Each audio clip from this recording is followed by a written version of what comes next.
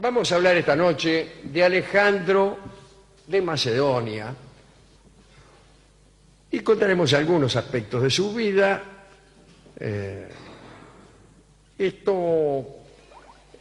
Estamos trabajando con un libro muy interesante acerca de las traiciones. Es un libro que trabaja con traiciones. Es el libro de Pedro Pablo García May, y una de las personas traicionadas de esta colección de traidores y de víctimas es Alejandro de Macedonia. Era Alejandro III de Macedonia, hoy conocido como Alejandro Magno, Alejandro el Grande, desde luego una de las figuras más populares de todos los tiempos, que tiene un aura a mitad de camino entre lo heroico y lo trágico que le han encumbrado a los primeros puestos de la historia, ¿no? Y ahí está junto con Aníbal y junto con Julio César, disputándose el título de mejor general de la antigüedad, y de hecho conquistó el mayor imperio conocido en un tiempo sorprendentemente corto.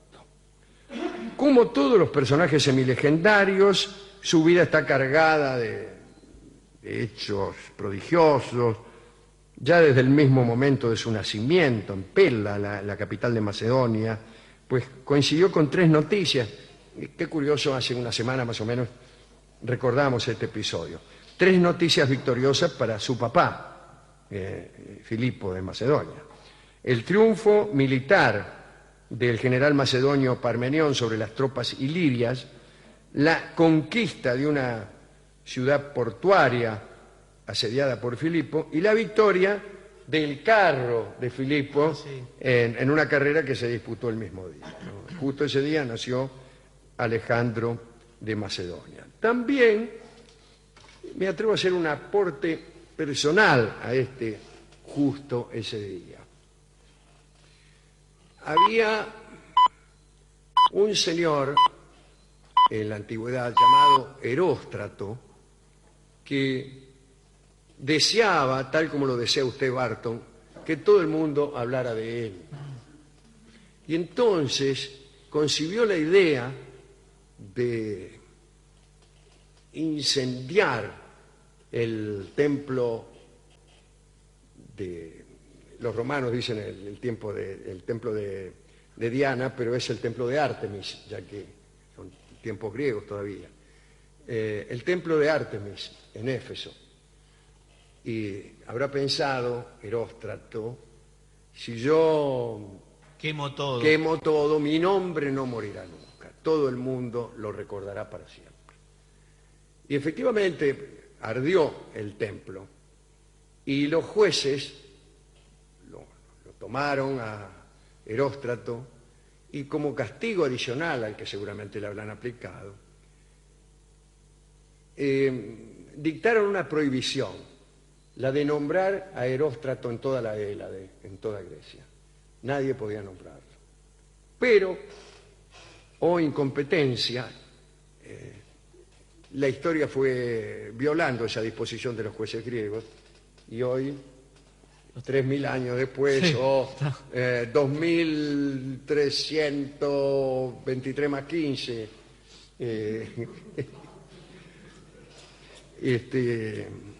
estamos nombrando a Eróstrato. Y ese berretín por conseguir la fama a cualquier precio sigue llamándose por ahí, en las pizzerías y churrasquerías, erostratismo. Ahora bien, esa noche, la noche que ardió el templo de Artemis en Éfeso, un hijo le nacía a Filipo de Macedonia. Quiere decir que fue este mismo día. Ahora bien, Filipo, al ver que tantas buenas noticias le venían juntas, sintió, como decíamos el otro día, la culpa de la iblis, de la desmesura. Los griegos no pensaban que lo que era demasiado estaba mal de algún modo. y que incluso la demasiada dicha, los demasiados triunfos, eran de algún modo nocivos, tal vez por pensar que había una especie de simetría en el destino, cosa que sí pensaban, que la balanza del destino acumulaba tantas buenas como malas, y que se venían muchas buenas seguidas, era muy probable que para equipararlas viniera una mala, pero muy mala. Ese era el terror que sintió aquella misma noche Filipo. El porte de Alejandro era muy llamativo, era un joven musculoso, bueno, casi no podía no serlo, era el hijo de un rey, pero además de un muchacho que desde niño se había adiestrado en todos los deportes, pero en la vida militar.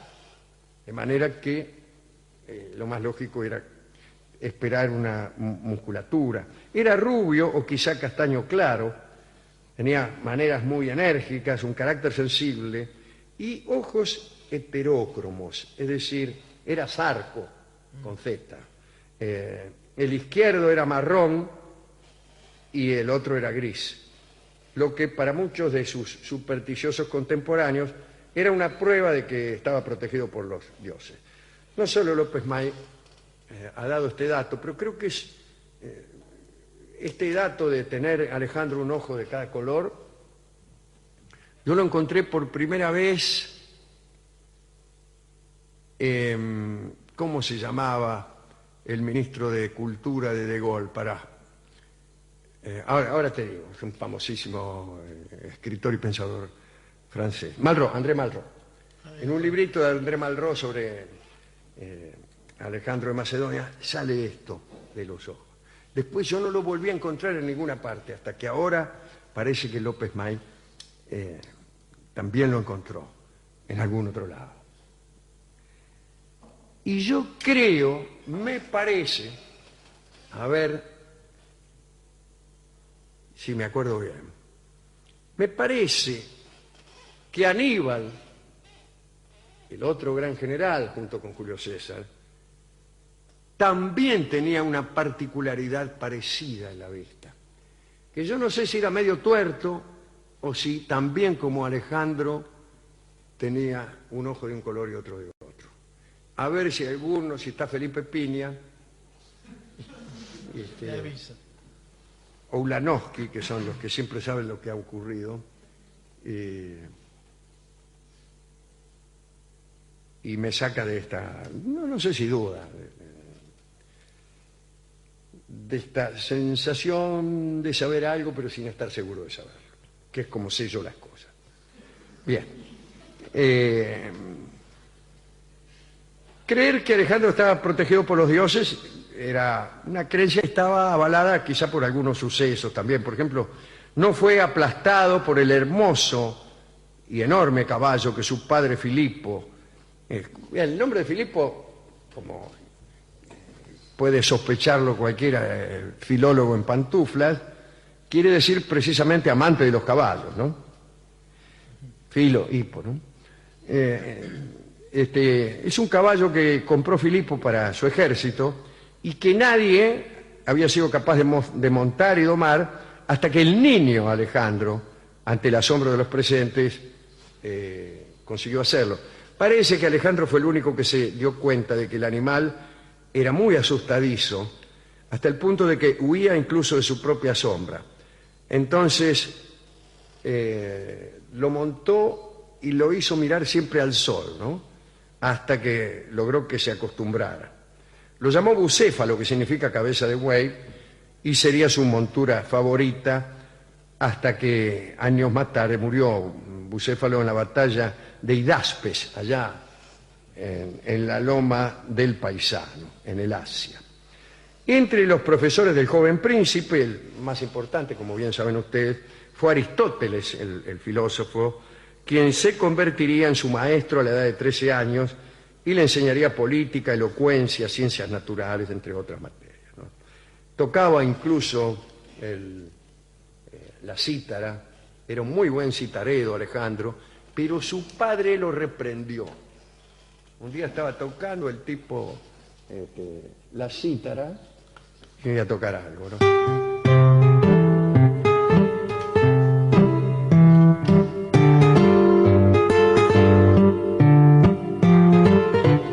Tocaría cosas griegas.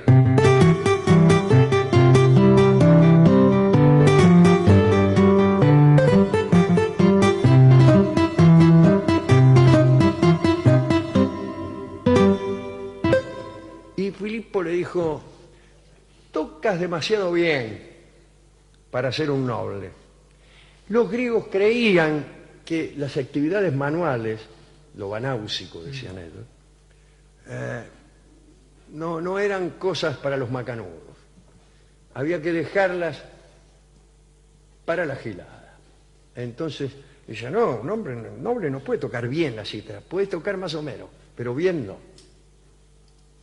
Así pensaban, incluso no tenían en alta estima a los artistas que trabajaban con la mano, como al artesano, como Praxíteles, Fidias, al escultor, ponele. Incluso pensaban que el artista era poseído por los dioses, que era un instrumento de los dioses. Cosa rara. Pero menos querían a los que trabajaban con la mano. Bueno, no importa. Después de la muerte de Filipo, también traicionado, vaya a saber por qué, Alejandro heredó el reino con 20 años de edad y lo primero que tuvo que hacer fue someter de nuevo a toda Grecia, que se rebeló con B larga al conocer el asesinato del rey macedonio. Pero dejó Filipo una máquina de guerra que funcionaba muy bien, ¿no? Y utilizando ese ejército, Alejandro derrotó a todos los ejércitos rebeldes y se hizo nombrar, tal como Filipo había hecho, hegemón o líder de la Grecia unida. Y a continuación se volvió inmediatamente hacia el este, dispuesto a hacer realidad la conquista del imperio persa, que había sido ya proyectada por Filipo. Comenzó con las ciudades griegas sometidas a los persas en el Asia Menor, ¿no?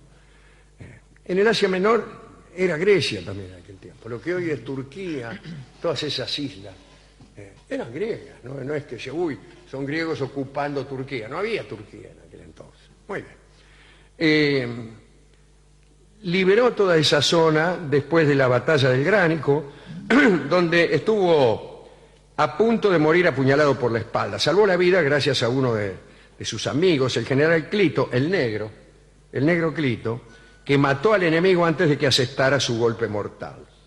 Estaban invernando con el ejército en Gordión, la antigua capital de Frigia, y encontró a Alejandro el carro real sujeto por un nudo complicadísimo que el oráculo local había predicho que quien fuera capaz de deshacerlo conquistaría Asia.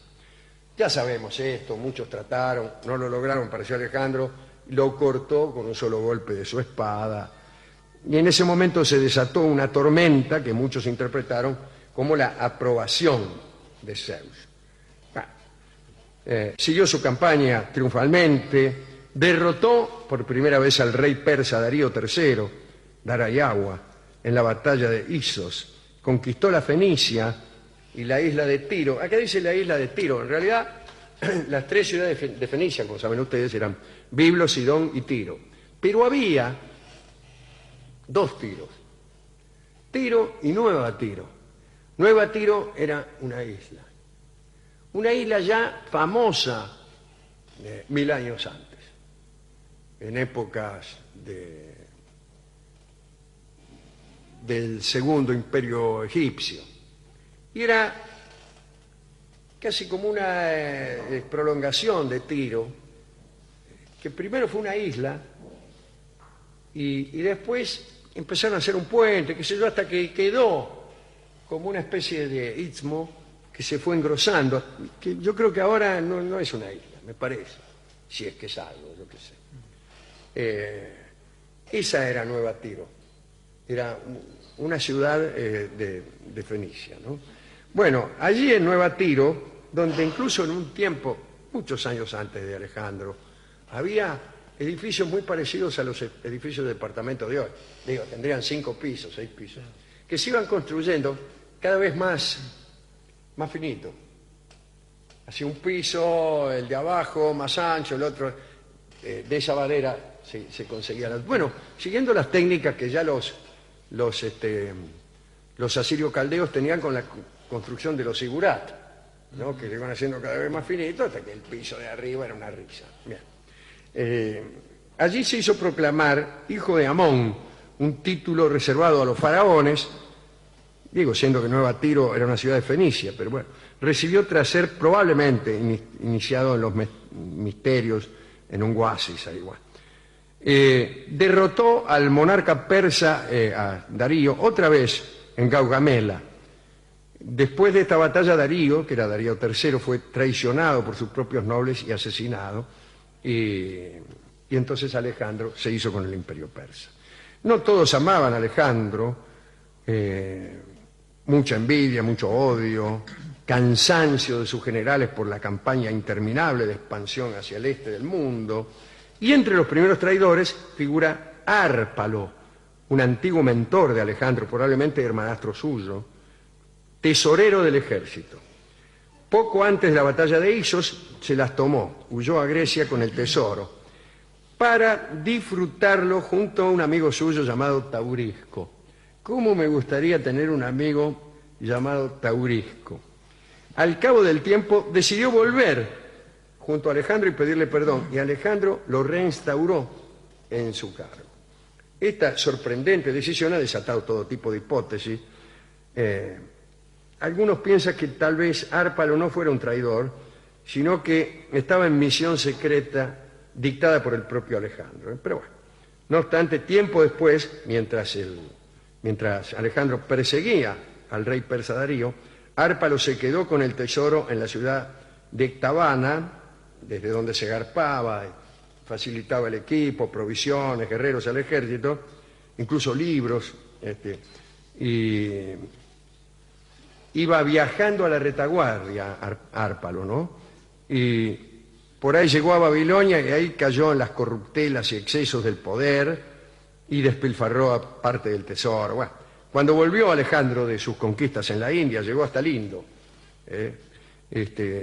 Árpalo se dio cuenta de que le iba a pedir cuentas y salió rajando otra vez a Grecia. Pero esta vez se llevó 30 barcos, varios miles de mercenarios y al menos 5.000 talentos, un buen mordisco del tesoro real. Y cuando llegó a Atenas intentó rebelar a Atenas contra Alejandro y como no lo consiguió fue capturado y enviado a prisión. Pese a ello escapó, llegó a Creta y allí finalmente fue asesinado por Tibrón, uno de sus propios mercenarios, ¿no? Que le robó parte del tesoro. Bueno, ese fue uno que lo traicionó mucho a Alejandro.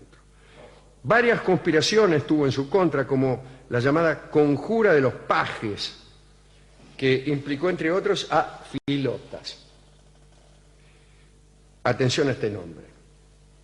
Filotas, uno de los más cercanos colaboradores y artífice, entre otras, de la victoria de Gaugamela, de lo que hemos hablado. Casi estos dos nombres son inseparables en la historia griega, en el idioma griego. Gaugamela Filotas es algo que se oye mucho en Grecia. Alguien dice algo y el otro le contesta, Gaugamela Filotas, que significa, como ustedes saben, eres un traidor. Y también el padre de Filotas, Parmenión, fue uno de los críticos a la intención de Alejandro de seguir hasta el este. Y al final se cansaron todos y le dijeron, bueno, volvé. Igual Parmenión fue ejecutado, ¿no? Lo mismo que Filotas. Otro traidor fue su primo, el primo de Alejandro, Amintas, que pactó en secreto con los persas, fue descubierto y ejecutado. También Calístenes, sobrino de Aristóteles, historiador personal de las campañas alejandrinas, lo traicionó porque él mismo se sintió traicionado como griego cuando el rey de Macedonia decidió asumir el ceremonial persa, que incluía el hecho de que sus súbditos se postraran de rodillas, todas esas cosas del oriente, ¿no? Tocando el suelo con la frente, qué sé yo. Y esta costumbre oriental suscitó fuertes protestas, que los griegos se consideraban hombres libres, y cuando elegían a un rey, eran capaces de dar la vida por su rey, pero lo consideraban primus inter pares, es decir, no la encarnación de ninguna divinidad, sino uno de ellos elegido. Algo así como cuando los varones en la Edad Media elegían a los reyes. Te elegimos rey, pero no porque seas mejor que todos nosotros, sino porque es una decisión nuestra elegirte rey. Esos eran los reyes de la Edad Media previos, los reyes del feudalismo. Esos eran los reyes del feudalismo.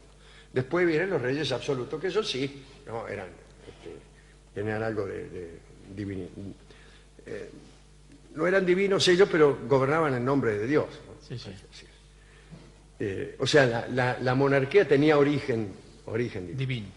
A los 32 años, el imperio, cuando Alejandro tenía 32 años, su imperio había alcanzado, como he dicho recién, el Valle del Indo, había fundado 70 ciudades, 50 llevaban su nombre, y la más famosa era la Alejandría del norte de Egipto, ¿no? Que aún hoy conserva su nombre, el bello nombre de Alejandría. En ese momento, en plena cúspide de su poder, Alejandro murió. Y todavía hoy se ignora si fue víctima de la traición. Tampoco se sabe la causa exacta de su muerte, que se produjo después de un bailongo, una fiesta ofrecida por su amigo Medio. Medio se llamaba el tipo, Medio si lo mirabas con un ojo solo. Algunos sugirieron que era por haber bebido demasiado alcohol, pero según algunos historiadores, cuando llegó al bailongo ya estaba medio fulero. Además, al igual que su padre, que el resto de la nobleza macedonia, estaba acostumbrado a beber grandes cantidades de vino. Así que muchos dicen que lo picó un mosquito, que lo infectó de malaria, que lo picó un mosquito y se murió enseguida de malaria, qué sé yo.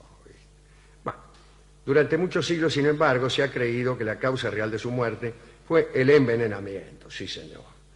Que fue una conspiración organizada por algunos, o por todos sus generales, para frenar definitivamente la marcha hacia el este y repartirse, nos repartimos el imperio entre nosotros. Y chao, basta de tantas conquistas, con toda esta guita, con todo este dinero haré mi carnaval. Los principales sospechosos son Casandro y su copero Yolas. A mí me está, Yolas, para mí es peor que Filota. Ese amigo del otro. Sí, sí, Gaugamela Yolas. Así que yo no tengo muchos indicios, pero me cayó mal el copero Yolas. Ya le suena. Y parece que envenenaron el vino de Alejandro con agua putrefacta de los pantanos. Hay que hacer un rasca para envenenar el vino con agua podrida. Hay que hacer andá un envenenador profesional. Sí. Está matando al hombre más poderoso del mundo y no te podés gastar 10 pesos en la farmacia. Además, Agua podrida le vas a echar. y se nota el agua podrida. Se además. nota, no sirve el agua podrida. Y uno no se muere por No se tomar. muere, no te morís. Se lo digo yo. Bueno. Algunos lo acusan a Aristóteles, pero porque son platónicos. Parece que Aristóteles desde la distancia en Grecia facilitó un veneno indetectable, bla, bla, bla, bla, bla. Total que no sabemos. Algunos datos, algunas curiosidades relacionadas con el inmortal Alejandro de Macedonia.